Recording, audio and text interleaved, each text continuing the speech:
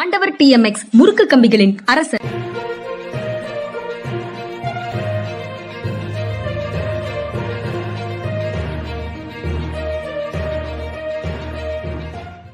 அனைவருக்கும் வணக்கம் சார். வணக்கம் சார். வணக்கம் சார். வணக்கம் ஜெனரல் சார். சார், நேற்றைய தினம் மாவட்ட ஆட்சிகள் கூட்டத்தில் முதல்வர் மு.க. ஸ்டாலின் அவர்கள் பேசியிருக்கிறாரு. அவருடைய ஸ்பீச்சில் இருந்தே ஆரம்பிச்சிடலாம் அப்படின்னு நினைக்கிறேன். அதாவது தேர்தல் முடிஞ்சதுக்கு அப்புறம் அரசு திட்டங்கள்ல கூடுதல் கவனம் செலுத்தக்கூடிய ஒரு பேச்சு அவர் பேசியிருக்கிறாரு. அடுத்த 2 ஆண்டுகள் வந்து தமிழ்நாட்டினுடைய வளர்ச்சிக்கும் மேம்பாட்டுக்கும் முக்கியமான ஆண்டுகள். அதனால வந்து மாவட்ட ஆட்சியர்கள் நலப்பணிகளை சிறப்பாக செய்ய வேண்டிய கடமை நமக்கு இருக்கு அப்படின்னு குறிப்பிட்டிருக்காரு. அது மட்டும் இல்லாம சட்டம் ஒழுங்கு பராமரிப்பு, சமூக நலத்திட்டங்கள், கட்டமைப்பு மேம்பாடு, வேலைவாய்ப்பு விஷயங்கள்ல கூடுதல் கவனம் செலுத்தணும் அப்படின்னு சொல்லியிருக்காரு. இதுல நான் என்ன ரசிக்கக்கூடிய வகையில் இருந்துச்சுன்னா, தமிழ் புதல்வர்னு புதிய திட்டத்தை ஒன்று செயல்படுத்த இருப்பதாகவும் சொல்லியிருக்காங்க. பள்ளி கல்வித்துறையில கூடுதல் கவனம் ஒவ்வொரு முறையும் இவர் செலுத்துவதை பார்க்க முடியுது. நீங்க அதை எப்படி பார்க்கறீங்க? உங்களுடைய கருத்து என்ன சார்? இல்லை, இவர் முதல்வராக பதவியேற்ற காலத்திலிருந்து அவருடைய அறிக்கைகளை எல்லாம் நான் தொடர்ந்து வாசிச்சுட்டு இருக்கேன். அடுத்து மாவட்ட ஆட்சியர்கிட்ட பேசுகிற பற்றின செய்தி குறிப்புகளும் பார்க்குறேன். He has a very broad vision. அது ரொம்ப மகிழ்ச்சிக்குரிய ஒரு விஷயம். ஒரு மாநில அளவில் அவருக்கு வந்து எல்லா விதமான அனுபவம் இதுக்கு முன்னாடி இருந்திருக்கு நிர்வாகத்தில்ங்கிறது தமிழ்நாட்டுக்கு கிடைச்ச ஒரு ஸ்ட்ரென்த்து. ஏற்கனவே மேயராக இருந்திருக்காரு, அதுக்கப்புறம் வந்து எம்எல்ஏவாக இருந்திருக்காரு, அதுக்கப்புறம் அமைச்சராக இருந்திருக்காரு, துணை முதலமைச்சராக இருந்திருக்காரு, அதுக்கப்புறம் முதலமைச்சராக இருக்கார். கட்சின்னு சொல்லி பார்த்தா அது அவங்க கட்சியில் சொல்லுவாங்க. அதுலேயும் எல்லா விதமான பொறுப்புகள் இருந்திருக்காரு. இதனால ஜனங்களுடைய பல்ஸ் வந்து இவருக்கு நல்லா தெரியும். அது இவருடைய மிகச்சிறந்த ஒரு வலிமை. திரு கலைஞர், திரு கருணாநிதி அவர்களுக்கோ அண்ணா அவர்களுக்கோ இருந்த மாதிரி ஜனங்களுடைய பல்ஸ் வந்து நல்லா தெரியும். ஜனங்களுடைய பல்ஸ் தெரிஞ்சால் மட்டும் போதாது. ஜனங்களுடைய நாடி துடிப்பு பல அரசியல்வாதிகளுக்கு தெரியும். அந்த நாடி துடிப்பு தெரிந்த அளவில் எதை செய்ய வேண்டும் அப்படிங்கிறத பற்றி சில பேர் தான் சிந்திக்கிறாங்கிறது வருத்தத்திற்குரிய விஷயம். ஆனால் சந்தோஷத்திற்குரிய விஷயம், நம்முடைய முதல்வர் அதெல்லாம் பற்றி சிந்திக்கிறாரு அப்படின்னு சொல்லி நான் முதல்வன் கொண்டு வந்தார். இப்போ தமிழ் புதல்வன் கொண்டு வர்றாரு. பெண்களுக்கு வந்து இலவச பேருந்து பயணம் கொண்டு வந்தார். உரிமை தொகை வந்து கொண்டு வந்தார். அதுக்கப்புறம் இதிலிருந்து கவர்மெண்ட் ஸ்கூல்லேருந்து படித்த பெண் பிள்ளைகள் வந்து ஸ்கூல் படிப்பு முடித்த உடனே கல்லூரிக்கு போனாங்கன்னா அவங்களுக்கு ஒரு சப்சிடி, ஸ்பெஷல் சப்சிடி ஒன்றாருன்னு சொல்லியிருக்காரு. எல்லாமே சிறப்பான திட்டங்கள். இதில் முக்கியமான ஒரு விஷயம் என்னென்னா, இது எல்லாமே இவருக்கு உடனடியாக வந்து வாக்கு வங்கியை உயர்த்துகிற திட்டம் இல்லை. இதுதான் ரொம்ப முக்கியமான விஷயம். இந்த சின்ன பிள்ளைங்களுக்கு வந்து இது கொடுத்துருக்காரு, காலை சிற்றுண்டி கொடுத்தாரு, அதனால இவருக்கு ரொம்ப பெரிய வாக்கு வங்கி வரப்போகிறதில்ல. ஆனால் இது மிகச்சிறந்த ஒரு திட்டம். ஒரு சமுதாய பொருளாதார வளர்ச்சி நெளிந்த பிரிவினருக்கு கிடைக்கக்கூடிய மிகச்சிறந்தது. இன்னும் 10-15 வருஷம் கழிச்சு இந்த பேர் ரொம்ப எக்கானமிஸ் வந்து நியூட்ரலாக வந்து அசஸ் பண்ணும்போது சொல்லுவாங்க, தமிழ்நாட்டு எப்படிப்பட்ட ஒரு மாபெரும் சாதனையை படைப்பதற்கான வித்து இந்த 3 ஆண்டுகளுக்கு முன்னால் பதவிக்கு வந்தோடனே இடப்பட்டிருக்கிறதுன்னு. அதனால தன்னுடைய வாக்கு வங்கியை நிச்சயமாக ஒரு அரசியல்வாதி கவனிக்க வேண்டும். அதில் முதல்வர் தெளிவாக இருக்காருங்கிறதுல சந்தேகம் இல்லை. வாக்கு வங்கி என்பது நல்ல செயல்களின் மூலம் பெறப்பட வேண்டும், ஆக்கப்பூர்வமான வளர்ச்சி திட்டங்களின் மூலம் பெறப்பட வேண்டும். அதில் வந்து முதல்வர் வந்து ரொம்ப தெளிவாக இருக்காரு. அதே சமயம் வாக்கு வங்கி என்பதை பற்றி மட்டுமே கவலைப்படாமல், அது ஒன்று சொல்லுவாங்க, அடுத்த தேர்தலை பற்றி சிந்திப்பவன் அரசியல்வாதி, அடுத்த தலைமுறையை பற்றி சிந்திப்பவன் தான் ஸ்டேட்ஸ்மேன் அப்படின்னு சொல்லுவாங்க. இவர் ரெண்டுமே கலந்துதான் இருக்கார். அடுத்த தேர்தலை பற்றியும் சிந்திக்க தெரியும், அடுத்த தலைமுறையை பற்றியும் தொடர்ந்து சிந்திக்கிறார். இது ரொம்ப மகிழ்வான ஒரு செய்தி. சார் சொன்ன மாதிரி முதலமைச்சராக பொறுப்பேற்ற காலத்திலிருந்து திரு மு.க. ஸ்டாலின் பேசி வருவதையும், அதிகாரிகளிடத்துல அறிவுறுத்தும் விஷயங்களையும், திட்டங்களை செயல்படுத்தும் விதம் எப்படி இருக்கணும் அப்படின்னு பேசியதையும் தொடர்ந்து மனிதால நானும் சாரோட உரையாடிட்டு இருந்தது எனக்கு நினைவுக்கு வருது. ஐஏஎஸ் அதிகாரிகளோடு, மாவட்ட ஆட்சியர்களோடு பேசுவது ஒரு புறம், காவல்துறை அதிகாரிகளோடு பேசுவது இன்னொரு பக்கம். இந்த 2 இடங்கள்லையுமே சார் சொன்ன மாதிரி அடுத்த தலைமுறைக்கான சிந்தனையை, அடுத்த தலைமுறைக்கான வளர்ச்சியை நோக்கிய பயணத்தை அவர் வந்து பேசிக்கிட்டே இருக்கிறாரு. கல்வியும் மருத்துவமும் 2 கண்கள் அப்படிங்கிறதையும் அவர் வலியுறுத்திக்கிட்டே இருக்கிறாரு. அதன் ஒரு பகுதியாகத்தான் நீங்க கேட்ட பள்ளி கல்வித்துறையில தொடர்ச்சியாக அரசு எடுத்துக்கிட்டு இருக்கிற நடவடிக்கைகள் அப்படிங்கிறதையும் பார்க்க முடியுது. உள்கட்டுமான வேலைகள் கிட்டத்தட்ட மழையால தமிழ்நாடே சீர்குலைந்து இருக்குது. போதுமான அளவுக்கு நிவாரண நிதியும் ஒன்றிய அரசிலிருந்து கிடைக்காத ஒரு சூழல்லையும் கூட பல்வேறு கிராமப்புற பகுதிகளில் இருக்கக்கூடிய ரோடுகள் கூட புதிதாக போட்டது போல பளிச்சென்று இருக்கிறத பார்க்க முடியுது. நான் தென் தமிழகத்துல 2 நாட்களாக டிராவல் பண்ணல. அதுல ரொம்ப வெளிப்படையாக தெரியுது. நான் மழையில மிக மோசமாக பாதிக்கப்பட்ட பகுதி அந்த தூத்துக்குடி மாவட்டம் ஃபுல்லா. ஆனா அங்க வந்து மிகப்பெரிய அளவுல சாலைகள் சீர் செய்யப்பட்டிருக்கிறது அப்படிங்கிறது பார்க்க முடியுது. ஆக தமிழ்நாட்டில் நடக்கக்கூடிய பணிகள் வந்து மிகவும் சிறப்பாக நடந்துகிட்டு இருக்கு அப்படிங்கிறது வெளிப்படையாக தெரியுது. அந்த வகையில இன்னும் 2 ஆண்டுகள் முக்கியமான ஆண்டுகள், அதை நீங்க சரியாக செய்யணும் அப்படின்னு முதலமைச்சர் சொல்லியிருக்கிறாரு. அது 2 ஆண்டுகள்ங்கிறது ஆட்சி காலம் நிறைவு கூறும் போது கொடுத்த வாக்குறுதிகள் முழுமையான லெவல்ல நிறைவேற்றப்பட்டிருக்கின்றன அப்படின்னு பொதுமக்களுக்கு ஒரு உணர்வு கிடைக்கும்படியாக அந்த திட்டங்கள் மக்களிடம் சென்று சேர வேண்டும் அப்படின்னு முதலமைச்சர் சொல்லியிருக்கிறார்னு புரிஞ்சுக்கலாம். அதுல ஒன்றும் பிழை இல்லை.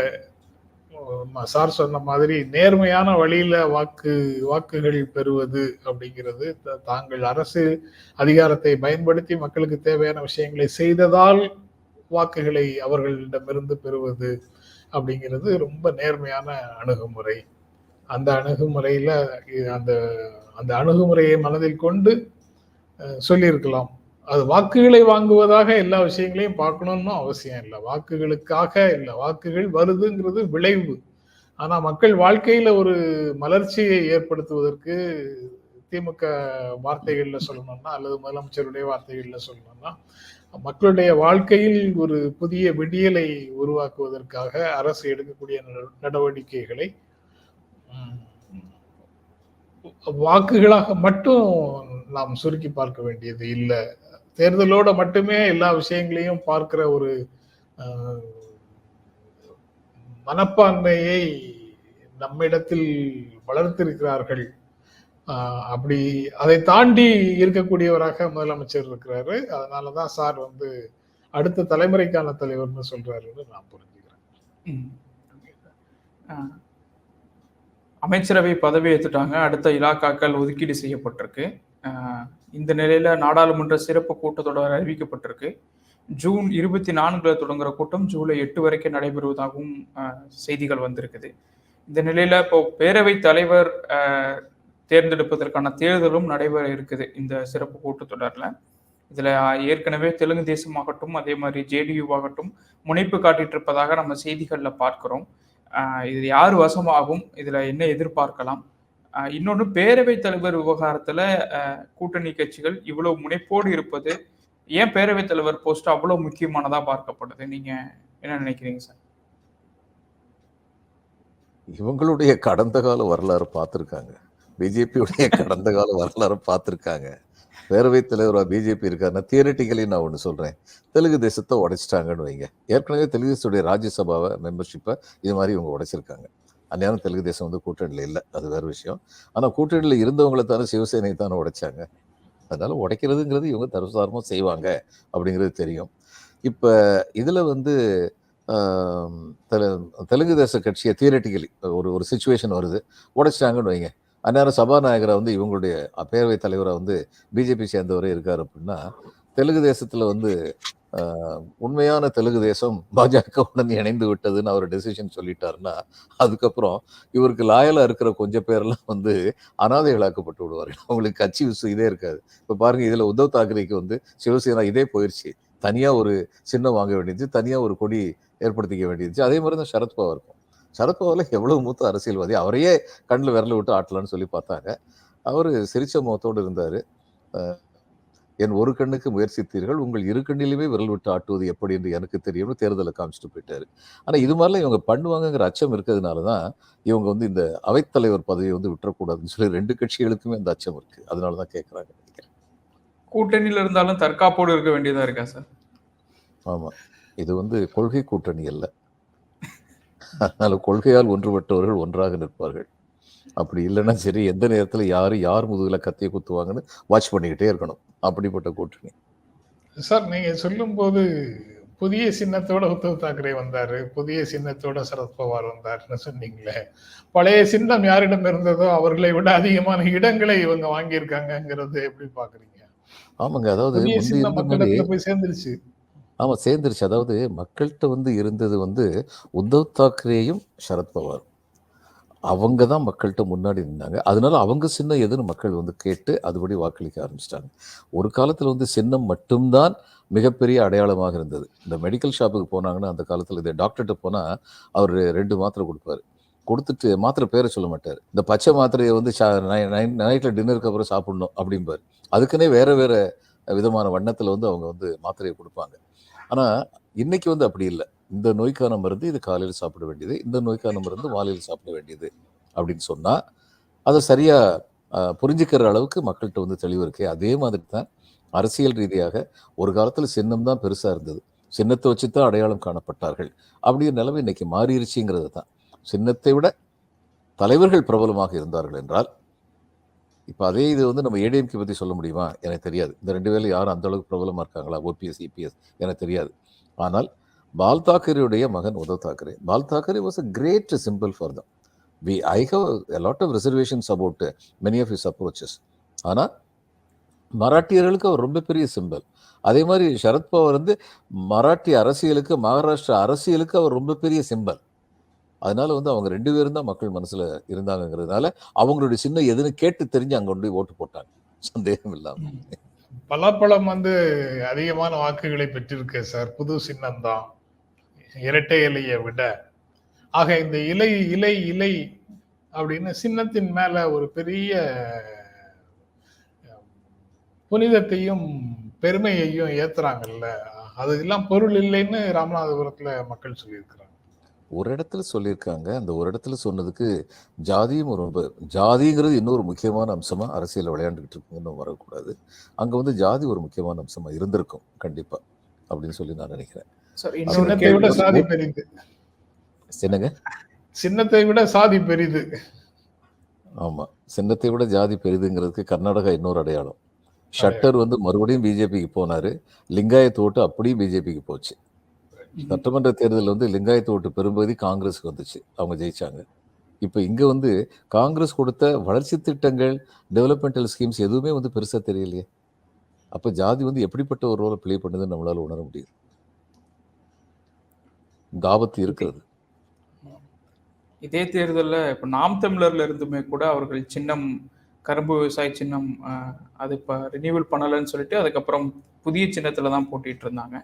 அவருக்கு ஜெயிக்கல, பட் இருந்தாலும் ஒரு குறிப்பிடத்தக்க வாக்கு சதவீதம் என்பது வாங்கியிருக்கிறாங்க. அப்போ சின்னம் என்பது ஒரு மேட்டரா இல்லை இப்போ இந்த காலத்துல, அப்படி பார்க்கலாம் தானே சார்?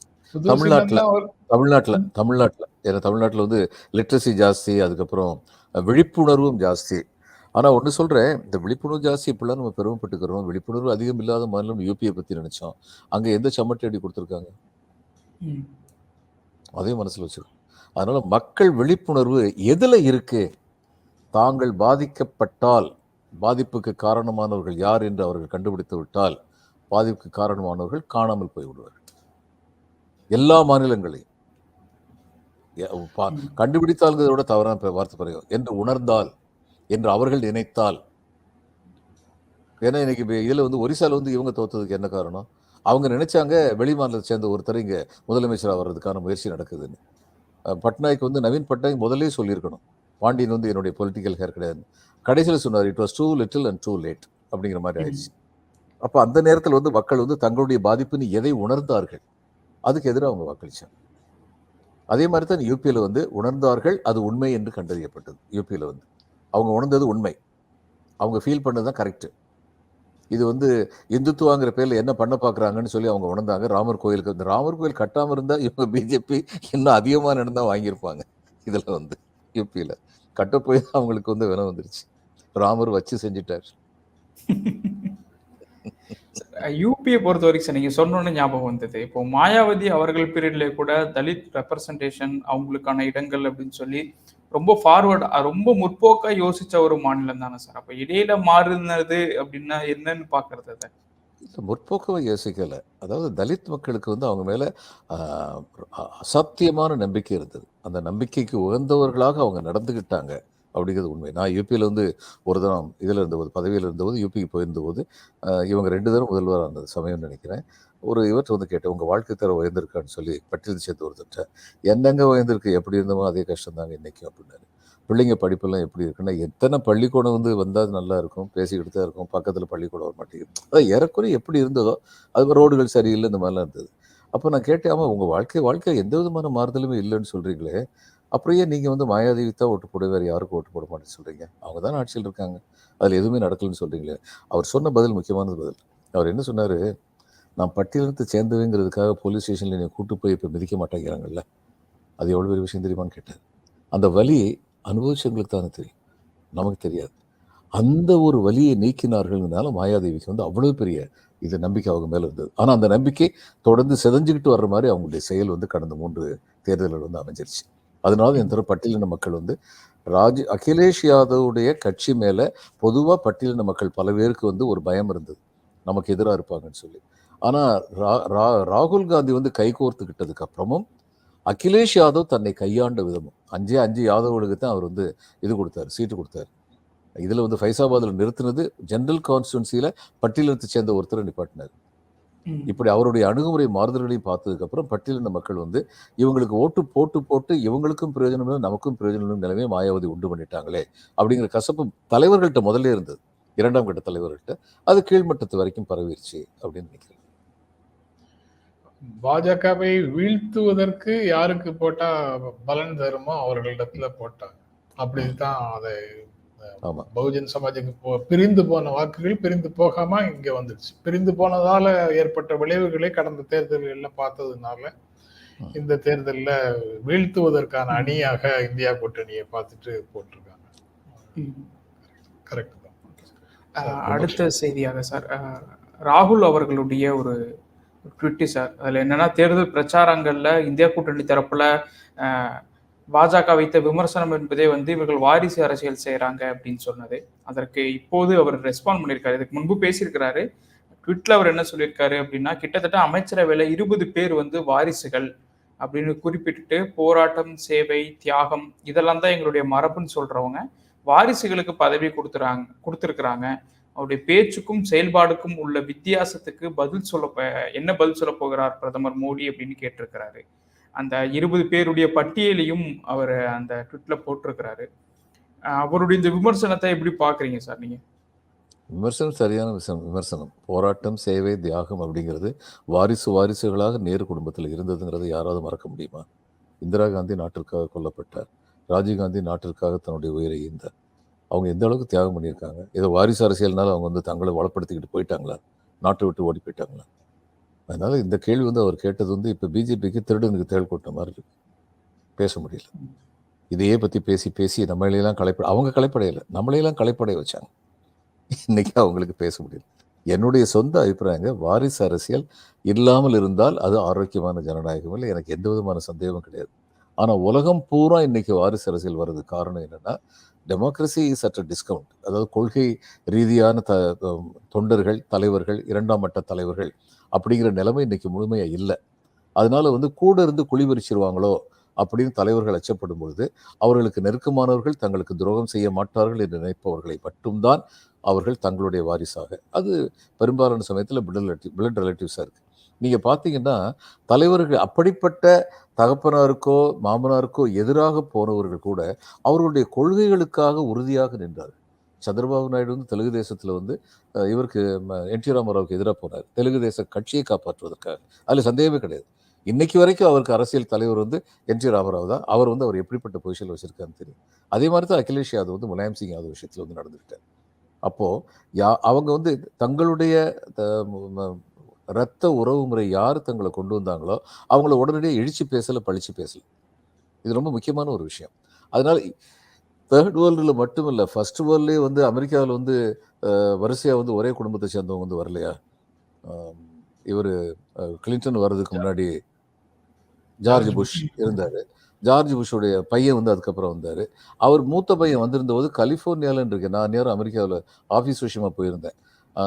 இது ஃபியோ இது ஃபிக்கி கான்ஃபரன்ஸ் இது மாதிரி ஏதோ ஒன்று சரியாக நினைவில்லை. அங்கே போயிருந்த போது அந்த கவர்னர் வந்து ஒரு விருந்து கொடுத்தாரு. ஸோ கவர்னர் விருந்து கொடுத்த போது நாங்கள்லாம் போயிருந்தோம். நான் வந்து அதுக்கப்புறம் சொல்கிறேன், இவர் என்ன பார்க்குறது கொஞ்சம் யங் புஷ் மாதிரி இருக்காரு அப்படின்னு சொல்லி கேட்டேன். உடனே அவங்க சொன்னாங்க, அவரோட தம்பி தாங்க அப்படின்னாங்க. அதாவது புஷ் சீனியர் இருக்காரு, அவருடைய ஒரு பையன் வந்து அமெரிக்க ஜனாதிபதி, இன்னொரு பையன் வந்து ஒரு மாநிலத்துடைய கவர்னர். இது மாதிரி இருந்தாங்க. அங்கேயும் இதே மாதிரி இருக்கிறது. இது வரவேற்க தகுந்தது நான் இன்னைக்கு வரைக்கும் நினைக்கல. ஆனால் தவிர்க்க முடியாததாக ஆகி கொண்டிருக்கிறதுங்கிறது ஒன்று. பொதுவாக வந்து மோடி அவர்களை விமர்சனம் பண்ணுறது ராகுல் காந்தி அவர்கள் செய்தி இப்போ பார்த்தோம். ஆனால் ஆர்எஸ்எஸ்குள்ளே இருந்தே சமீப காலங்களில் கருத்துக்கள் வந்துகிட்டு இருக்கு. மறைமுகமாக ஒரு கமெண்டை வந்து ஆர்எஸ்எஸ் தலைவர் மோகன் பாகவத் வெளிப்படுத்தியிருக்கிறார். அவர் தன்னுடைய கமெண்ட்ல அவர் என்ன சொல்லியிருக்கிறாரு அப்படின்னா, நேற்றைய தினம் பேசும்போது நாக்பூர்ல அவர் பேசியிருக்கிறாரு. அதுல தேர்தலின் போது போட்டி தவிர்க்க முடியாதது, ஆனா அது நேர்மையாகவும் கண்ணியமாகவும் இருக்கணும். தேர்தல் வாய் சவடால்களை விட்டுட்டு நாடு எதிர்கொள்ளக்கூடிய பிரச்சனைகளை கவனம் செலுத்த வேண்டிய அவசியம் இருக்கு. மணிப்பூர் இன்னும் எரிஞ்சுக்கிட்டு தான் இருக்கு, அது யார் கவனிக்க போறாங்க அப்படின்னு கேட்டிருக்கிறாரு.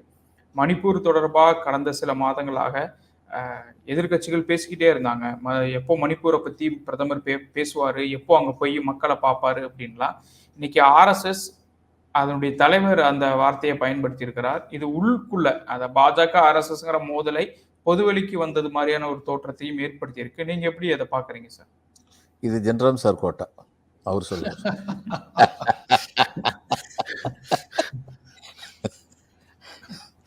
உண்மையான மக்கள் சேவகர் ஆணவத்தோடு நடந்து கொள்ள மாட்டார் அப்படின்னு சொல்லியிருக்கிறதும், தேர்தல் பிரச்சாரத்தின் போது நாகரீகம் கடைபிடிக்கப்படவில்லை அப்படின்னு சொல்றதும், மக்கள் பிளவுபடுத்தப்பட்டார்கள் அப்படின்னு சொல்றதும் கொஞ்சம் லோடட் ஸ்டேட்மெண்ட்டா தான் இருக்கிறதாக நான் நினைக்கிறேன். இரண்டு தரப்புமே அந்த மாதிரி டெக்கோரம் இல்லாம பேசுனாங்க, நாகரீகம் இல்லாம சபை ஜனநாயகத்தினுடைய மரியாதையை குறைத்து பேசினார்கள் அப்படின்னு மோகன் பகவத் சொல்லியிருக்காரு. உண்மைதான், இரண்டு தரப்பும் அப்படின்னு சொல்லியிருக்காரு. ஜனநாயகத்துல இரண்டு தரப்பும் இருக்கிறது ரொம்ப முக்கியம். எதிர்கட்சிகள் இல்லாத ஒரு சூழலை உருவாக்குவது அப்படிங்கிறது சரியான விஷயம் இல்லை அப்படின்னு சொல்றாரு. காங்கிரஸ் முக்து பாரத்னு பிஜேபி சொன்னதுக்கு மாறான ஒரு கருத்தை சொல்கிறாரா அப்படின்னு ஒரு கேள்வியே வருது. கருத்தொற்றுமை, எதிர்கட்சிகளோடு உரையாடி கருத்தொற்றுமை மூலமாக நாடாளுமன்றத்துல செயல்பட வேண்டும். எதிர்கட்சிகளோடு விவாதங்கள் நடத்தணும். அதுக்கு பிறகு மக்களுக்கு தேவையான விஷயங்கள்ல கருத்தொற்றுமை வேணும் அப்படின்னு பேசுறாரு. இது எல்லாமே வந்து சாதாரணமாக வேறு சில கட்சிகள்ல அல்லது மனிதால தொடர்ந்து சாரோட நான் பேசியது, அல்லது என்னோட சார் பேசியது, அதுக்கப்புறம் ராம்குமாரோட சார் பேசியது, எல்லா விஷயங்கள்லயும் கருத்தொற்றுமைக்கான புள்ளியை வலியுறுத்தி பேசியிருக்கிறோம். அப்போ அது வந்து இந்தியாவினுடைய வேற்றுமையில் ஒற்றுமை அப்படின்னு, இந்தியாவினுடைய ஐடியா ஆஃப் இந்தியா அப்படிங்கிறத எப்படி நேரு காலத்தில் இருந்து எல்லாரும் போற்றினார்களோ அந்த அடிப்படையில வர்றது. வேறுபாடுகள், பிற மனிதர்களோடு வரக்கூடிய வேறுபாடுகளை நாம் கொண்டாட வேண்டும், அந்த வேறுபாடுகளை மதிக்க வேண்டும். வேறுபாடுகளோடு அந்த மனிதருக்கு நாம கொடுக்கிற மரியாதை தான் ரொம்ப ரொம்ப முக்கியமானது. அந்த வேறுபாடுகளை நாம மதிக்கிறோங்கிறதுக்கான அர்த்தம் அதுதான். we agree to disagree அப்படிங்கிற ஒவ்வொரு நிலையும் வர வேண்டும் அப்படின்னு ஜனநாயகத்தின் மீது அக்கறை உள்ளவர்கள் பேசியிருக்கிறாங்க. ட்ரூ ஸ்பிரிட் ஆஃப் ஜனநாயகம் அப்படிங்கிறதுல ஆர்வம் உள்ளவர்கள் பேசியிருக்கிறாங்க. இப்போ அதையெல்லாம் சில விதமாக சில இடங்கள்ல பிரதமர் நரேந்திர மோடி பேசுறாரு. நேற்று ஆர்எஸ்எஸ் தலைவரும் அதை பற்றி பேசியிருக்கிற செய்தியை படித்தேன். Manipur is still burning, who is going to pay attention to it அப்படின்னு கேட்கிறாரு. திடீரென்று ஒரு கேள்வி அவரிடமிருந்து வருகிறது. அதுக்கு என்ன பொருள்னு எனக்கு புரியல. இவ்வளவு காலம் அதெல்லாம் பற்றி ஒரு வருட காலமாக அதை பற்றி எல்லாரும் பேசிட்டு இருக்கிறாங்க. பேசாதவங்க பரிவார அமைப்புகளின் அரசியல் முகமான பாஜகவின் பிரதமர் தான் நாடாளுமன்றத்துல பேசல. அதற்காக ஒரு நம்பிக்கையில்லா தீர்மானம் கொண்டு வந்து அதை பற்றி பேசுவதற்கு முயற்சி செய்தார்கள். அதுல எல்லாரும் வெளிநடப்பு செய்ததற்கு பிறகு மணிப்பூர் அப்படின்னு அந்த ஊரின் பெயரை, அந்த மாநிலத்தின் பெயரை பிரதமர் உச்சரித்தார். அப்படிங்கிறது எல்லாமே எல்லாருக்கும் தெரியும். இப்போ ஆனா அந்த இஷ்யூ இன்னும் சால்வ் ஆகல அப்படிங்கிறத இப்போது அரசு சுட்டி காட்டி இருக்கிறது. அது ரொம்ப முக்கியமானது. ஹோம் மினிஸ்டர் சொல்லிட்டாரு, அந்த ஸ்டேட் கவர்மெண்ட் செஞ்சிடுச்சு அப்படின்னு எல்லாம் தமிழ்நாட்டுல கருத்து சொன்னவர்கள் பலர் இருக்கிறாங்க. ஆனா எதுவுமே அங்க நடக்கல, ஸ்டில் பர்னிங் அப்படின்னு ஆர்எஸ்எஸ் சீஃப் சொல்லியிருக்காரு. அது ரொம்ப ரொம்ப முக்கியமான செய்தி தான் சார். கூடுதலாக இல்லை, இதில் எல்லாம் எனக்கு ஒரே சந்தேகம், இப்போ ஏன் இதெல்லாம் சொல்கிறாரு? இத்தனை வருஷமா மணிப்பூர் பேர்ன் பண்ணிட்டு தானே இருக்கு. இத்தனை வருஷமா ஒருத்தர் அகங்காரமாக தானே பேசினாரு. இத்தனை வருஷம் ஒருத்தர் வந்து பத்திரிகைகளை சந்திக்கவே மாட்டேன்னு தானே இருந்தார். இவர் ஏன் இப்போ வந்து இதெல்லாம் சொல்றாரு? அதுதான் என் சந்தேகம். எதிர்கட்சிகள் என்பவை எதிரி கட்சிகள் அல்ல. எதிர்கட்சிகள்ல இருக்கக்கூடியவங்க எதிரிகள் அல்ல அப்படின்னு சொல்லியிருக்கிறாரு. அத பிரதிபக்ஷ் அப்படின்னு நான் அழைக்கிறேன். விரோதி நகைகை அப்படின்னு, பிரதிபக்ஷ வந்து விரோதி நகைகை அப்படின்னு சொல்லியிருக்கிறார். எதிர்கட்சியில் இருக்கக்கூடியவர்கள் விரோதிகள் அல்ல, அல்லர் அப்படின்னு சொல்றாரு. இல்லை, இது சொல்ற எல்லா கருத்துமே ஏற்றுக்கொள்ளக்கூடியதாக சிறந்த கருத்துக்களாக இருக்கு. ஆனால் மறுபடியும் என்னுடைய கேள்வி, இத்தனை நாள் கழிச்சு ஏன் சொல்றாரு அப்படிங்கிறது. இத்தனை நாள் இது நடந்துகிட்டு இருந்தது, சில மாதங்களாக சில வருடங்களாக நடந்து கொண்டிருக்கிற நிகழ்வுகள். அவைகளையும் பற்றி கண்டிக்காம இப்ப ஏன் கண்டிக்கிறாரு? அப்போ மோதியின் பலன் முடிந்து விட்டதா இவர்களுக்கு? சார் அதுக்காக என்ன பேசுறோங்கிறது ஒண்ணு இருக்குல்ல சார், அது அவங்களுடைய கொள்கைகளோடு முரண்பட்டு வருதா உடன்பட்டு வருதாங்கிறது எனக்கு எல்லாம் புரியவே இல்லை. அதைத்தான் நீங்க இது எல்லாமே முரண்பட்டுல வருது. அடுத்த சென்டென்ஸ் சொல்றேன் sir. when society decides that we have to walk together despite our differences, then a consensus is built. ஆமா அப்படின்னு சொல்றாரு. If one side brings an idea, then the other side has to reveal the other perspective அப்படின்னு சொல்றாரு.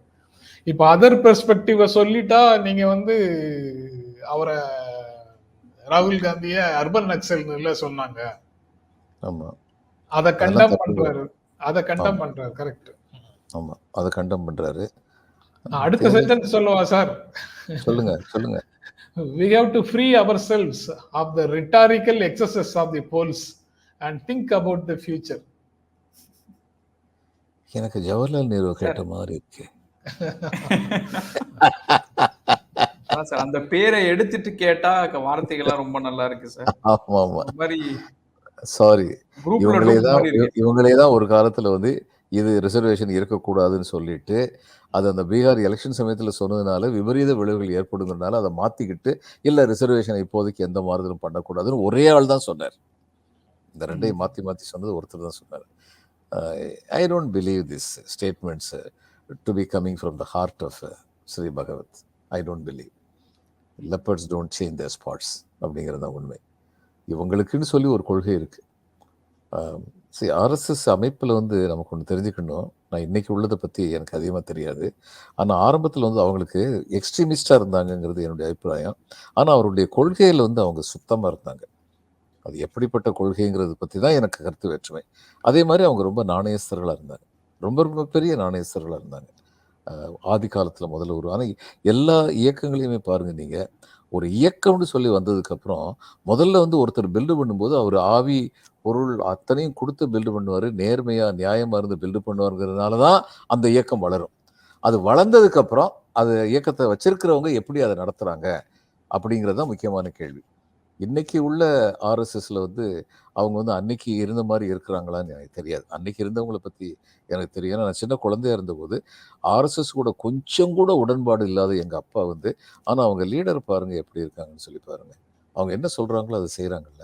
சமண மத துறவிகள் ஒரு காலத்தில் எப்படி இருந்தாங்களோ அது மாதிரி இவங்களுடைய சில லீடர் இருக்காங்க. அதை மற்றவங்க பிடிச்சிக்கணும் அப்படின்னு சொல்லுவாங்க. இப்போ அதே இது பாருங்கள், நம்ம இதில் சொல்லலாம். திராவிடர் கழகத்தில் பெரியார் எப்படி இருந்தார்? அவர்கிட்ட வந்து யாராவது ஒருத்தங்க ஒரு மீட்டிங்கு வரணும்னு சொன்னால் சரின்னு சொல்லி தலையாட்டுவார். ஐயா தேதி குறிச்சிக்கோங்கன்னா ஒரு பெரிய டைரி வச்சுருந்தாரு, அதில் தேதியை குறிச்சிக்கிடுவார்.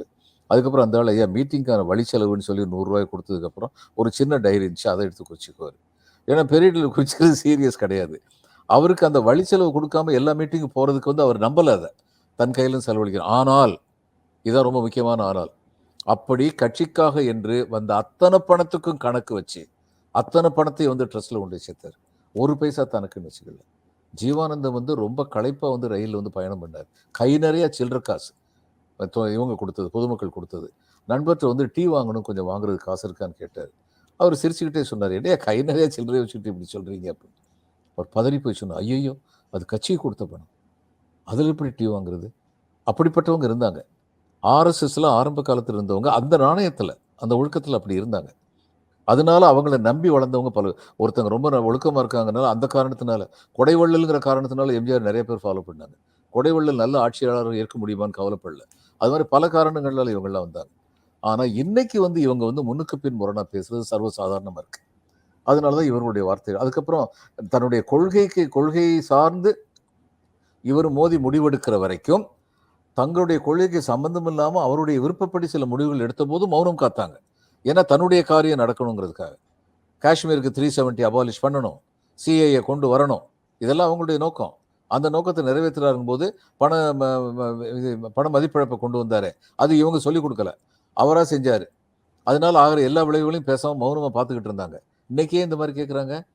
பாரதிய ஜனதா கட்சியை வெற்றி பாதைக்கு அவரால் கொண்டு போக முடியல. அப்ப இனிமே வந்து இவர் தொடர்ந்து இருக்கிறதுல அவங்களுடைய கொள்கைகளை, இன்னும் சில கொள்கைகள் அவங்களுக்கு இருக்கு. பெரும்பான்மையான மக்களால் ஏற்றுக்கொள்ளப்படாத சில கொள்கைகள் இருக்கு. அந்த கொள்கையெல்லாம் செய்யறதுக்கு இனிமே இவர் உகந்தவர் இல்லை. அதனால கொஞ்சம் கொஞ்சமா அவர் வந்து டிஸ்டன்ஸ் பண்றாங்க அப்படின்னு சொல்லி நான் நினைக்கிறேன். That's all. Okay sir. அதுக்கப்புறம் சார், காங்கிரஸ்ல ராகுல் ஒரு பேச்சு பேசியிருக்கிறாரு. அதுவும் கொஞ்சம் சர்ச்சைக்குரியதாக இருக்கு, அல்லது தேவையில்லாம இடம் கொடுக்கும் விதமாக இருக்கு. அப்புறம் 2 விஷயம் கௌரவ் கோகாய் பேசியிருக்கிறாரு. அது நார்மலானதுதான். அது மோடி பிரைம் மினிஸ்டராக இருக்கும் வரைக்கும், மோடி பிரதமராக இருக்கும் வரைக்கும் பாஜகவினுடைய நாடாளுமன்ற கொள்கையில எந்த விதமான மாற்றமும் வரப்போவது இல்லை அப்படின்னு சொல்றாரு. இப்ப 230 எம்பிக்கள் இருக்கோம், 230 பேரையும் இடைநீக்கம் செய்து விடுவாங்களா அப்படின்னு சொல்றாரு. விவேக் ஒரு படத்துல நல்ல வேலை செயினை பார்க்கல அப்படின்னு சொல்லுவாரு. செயின் போயிடும், செயின் தான் போச்சு, வாட்ச் இருக்கு கையில அப்படின்னு சொல்லுவாரு. ஓ வாட்சும் வச்சிருக்கியான்னு எடுத்துக்குவாங்க. இப்ப இவர் 230 பேரையும் இடைநீக்கம் பண்ற வரைக்கும் கௌரவ் கோகாய் விட மாட்டாரு போல இருக்குது.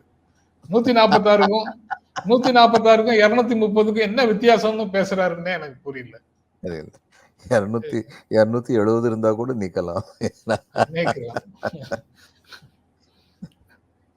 ராகுல் என்ன பேசினாரு அதை பத்தி? ராகுல் வந்து வாரணாசியில மோடியை எதிர்த்து பிரியங்கா போட்டியிட்டால் மோடி தோற்றிருப்பார் அப்படின்னு பேசுறாரு. அப்ப ஏன் நீங்க சீட்டு கொடுக்கல? மோடி ஜெயிக்க வைக்கணும்னு நீங்க வேலை பார்த்தீங்களா? அது தவிர்க்கப்பட வேண்டிய ஒரு தவிர்க்க ஏதாவது தேவையில்லாம ஏதாவது ஒண்ணு பேசுறாங்க. இவர் பேசுறது அவ்வளவும் பிரமாதமா பேசினாரு சார் கேம்பெயின்ல. இப்ப இந்த 230க்கு பிறகு அவர் பேசுறதுல இந்த ஒண்ணு மட்டும் பிசுரடிக்குது. தனிப்பட்ட முறையில மோடியை வந்து ஒரு எலெக்ஷன்ல மோடி தோத்து போயிட்டாருன்னா ஒரு பேச்சுக்காக மோடி பக்தர்கள் கோவப்பட்டுருவாங்க. அதுக்குள்ள ஒரு எலெக்ஷன்ல ஒருத்தர் தோத்து போயிட்டாருன்னா அவர் வந்து இழிவு செய்யப்பட வேண்டியவரா? நிச்சயமாக இல்லை. பிரியங்கா கிட்ட தோத்து போயிட்டாருன்னா அவர் கேவலமானவரா? நிச்சயமாக இல்லை. அப்ப என்ன, இவர் சுமிதா இரானிட்ட தோற்கடிக்கப்பட்டார். ஆமா, எதற்காக இந்த மாதிரி ஸ்பீச் எல்லாம் ஒரு ரிட்டாரிக்கா வருதுன்னு தெரியல. இவர் அந்த மாதிரி இல்லாம இருந்தாரு, ஏன் வருதுன்னு தெரியல. ரேபரேலியில மக்களை போய் சந்திச்சு நன்றி சொல்லியிருக்காரு சார், அப்பதான் எப்படி சொல்றாரு? இல்ல, தன்னுடைய கட்சிக்காரங்களை பார்த்து முதல்வர் ஒரு தடவை சொன்னதான் எனக்கு நினைவு போகுது. தயவு செய்து நாக்கு அடக்கிட்டுருங்க. காலையில் எந்திரிக்கும் போது யாரு என்ன பேசுறீங்களோ அதை எதிர்கட்சிக்காரங்க எப்படியெல்லாம் பேச போறாங்களோங்கிற பயத்துல நான் எந்திரிக்கிற சூழ்நிலை எதுக்கு உருவாக்கிட்டு இருக்கீங்கன்னு சொல்லி கேட்டாரு. அது மாதிரி தான் இருக்கு. இவருடைய அன்பு தம்பி ராகுல், இவருக்கு வந்து ஸ்வீட்ஸ் எல்லாம் கொண்டு வர்ற வழியில ஸ்வீட்ஸ் எல்லாம் வாங்கிட்டு வந்து கொடுத்தாரு. அதனால இவர் உரிமையோடு அவர்கிட்ட சொல்லலாம், தம்பி இதெல்லாம் தவிர்த்துருங்க. இன்னொன்னு சார், ஷேக் ஹசீனா பிரதமர் மோடி பதவியேற்பு விழாவுக்கு வந்துட்டு அதுக்கப்புறம் டெல்லியில தங்கி இருக்கும்போது சோனியா காந்தி, ராகுல் காந்தி, பிரியங்கா காந்தியை சந்தித்து குடும்ப நண்பர்களாக அவர்கள் பேசிக் கொண்டிருந்தார்கள்னு ஒரு செய்தி இருக்கு சார். அது அவங்க வரலாற்று ரீதியாக அந்த குடும்பத்திற்குள்ள இருக்கக்கூடிய பிணைப்பையும் அந்த செய்தி குறிப்பிடுது. ஷேக் ஹசீனாவுடைய அப்பா முஜிபுர் ரஹ்மான் வங்கதேச விடுதலைக்காக போராடியதும், அதற்கு இவங்களுடைய குடும்பத்துல இந்திரா காந்தி பிரதமராக இருந்து ஆதரவு கொடுத்ததையும் அந்த செய்திக்குள்ள குறிப்பிடுறாங்க. அது திரும்பவும் 71 நோக்கி எல்லாருடைய கவனத்தையும் எடுத்துட்டு போகுது. அதனால நீங்க அதை பற்றி கொஞ்சம் சொன்னீங்கன்னா அதோட நிறைவு செய்யலாம்னு நினைக்கிறேன். கண்டிப்பா எடுத்துட்டு போவோம். 71 நோக்கி கண்டிப்பா எடுத்துட்டு போவோம். எடுத்துட்டு போவோம். 71 வந்து இந்தியா வெற்றி பெற்றதுக்கு அப்புறம் வாஜ்பாய் என்ன சொன்னாரு? இந்தியாவின் நவீன யுக துர்கை நீங்கள் அப்படின்னு சொல்லி எழுதினாரு.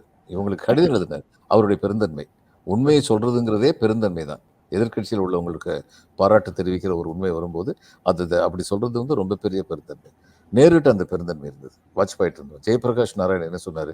இந்தியாவின் வருங்கால பிரதமர் தான் அசைக்க முடியாத நாற்காலியில் அமர்ந்து கொண்டிருந்த நேரத்தில், பிரதமராக அமர்ந்து கொண்டிருந்த நேரத்தில் ஜவஹர்லால் நேரு வந்து ஜேபியை பார்த்து சொன்னார், இந்தியாவின் வருங்கால பிரதமர் அப்படின்னு சொல்லி சொன்னார். இதில் வந்து சொல்லுவாங்க, இவர் எங்களுக்கு வந்து ஒரு சீஃப் செக்ரட்டரி ஒருத்தர் இருந்தார். அவர் ரிட்டையர் ஆகி போகும்போது அடுத்த சீஃப் செக்ரட்டரி வந்தார். ரத்தின் சென்குப்தா போனார், டிசி தத் வந்தார். அந்நேரம் ரத்தின் சென்குப்தா வந்து ஒன்று சொன்னார், DC that will make a wonderful chief secretary. மிக திறமையான தலைமைச் செயலாளராக பணிபுரிவார் என்பதில் எனக்கு எள்ளளவும் சந்தேகம் இல்லை அப்படின்னு சொல்லிட்டு ஒன்று சொன்னார். ஒரு உயரமான மனிதன் தான் இன்னொரு உயரமான மனிதனை புகழ முடியும்னாரு தன்னை பற்றி. அது உண்மை. He was a very good chief secretary. அதே மாதிரி நேரு வந்து மிகத்திறமையான மிகச்சிறந்த ஒரு பிரதம மந்திரி.